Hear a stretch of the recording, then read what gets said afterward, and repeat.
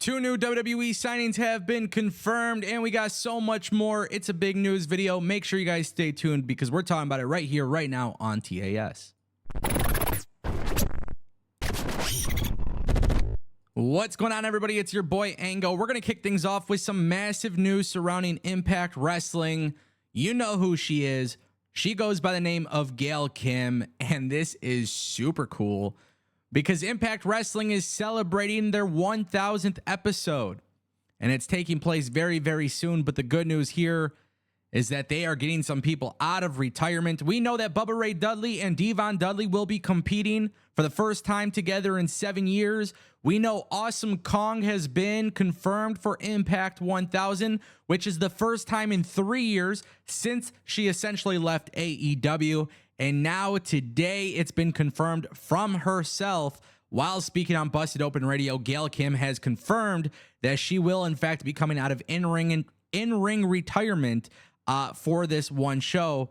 And the good news is it appears that she is going to be tag teaming with Awesome Kong, which, by the way, when it comes to women's wrestling in general, Awesome Kong versus Gail Kim is iconic. In general statement, regardless of the promotion, regardless of who's your favorite, forget about your tribalism for 1 second.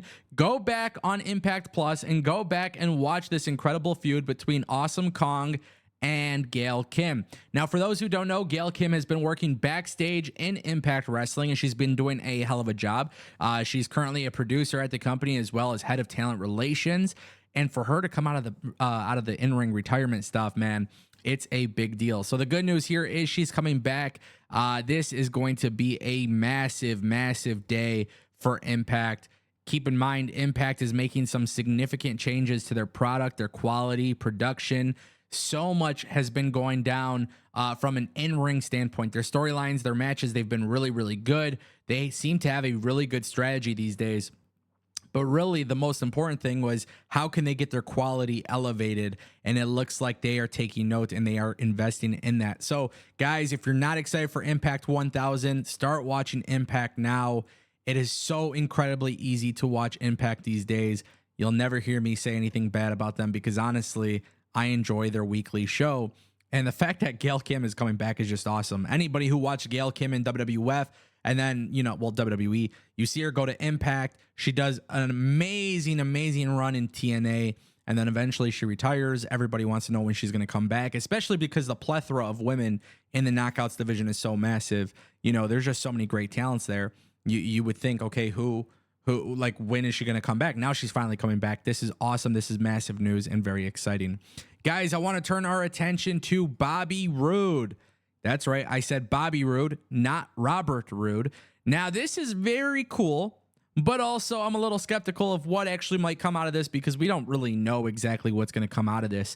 But it appears that Bobby Roode has had a name change. According to Sean Ross Sapp of Fightful Select, he reported that Bobby Roode went from Robert Roode to Bobby Roode internally in the company. Now, it was unclear as to why the change was made. We know that Bobby Roode is working as a producer backstage for WWE right now. For those who don't know, he had a very serious neck injury that he's been dealing with essentially since last year in the summer. I want to say it was like June or July. But basically, he had to get a C5 and C6 vertebrae fused. And then he suffered another injury. And that was, I think, like a C4 or C5. The guy has not had a lot of luck, obviously. We all want Bobby Roode to come back. We all miss Bobby Roode on our television. Now he's doing some stuff as a producer. But why the name change? And the reason why I'm bringing this up is because I don't understand why the producer's name backstage really matters in terms of like Robert or Bobby, right? I think the name change could be a little bit more significant if he's coming back to the ring at some point, which me personally, as a fan of Bobby Roode, I want to see the Glorious One back on television. But of course, I would rather have him come back once he's 1000% healthy. If it's not a risk to him, if it doesn't ruin his life, coming back and wrestling again, yeah, I want Bobby Roode on TV. And it would be nice if WWE could do something special with him. Just one little run with the U.S. title would make me happy. I'm not asking for much.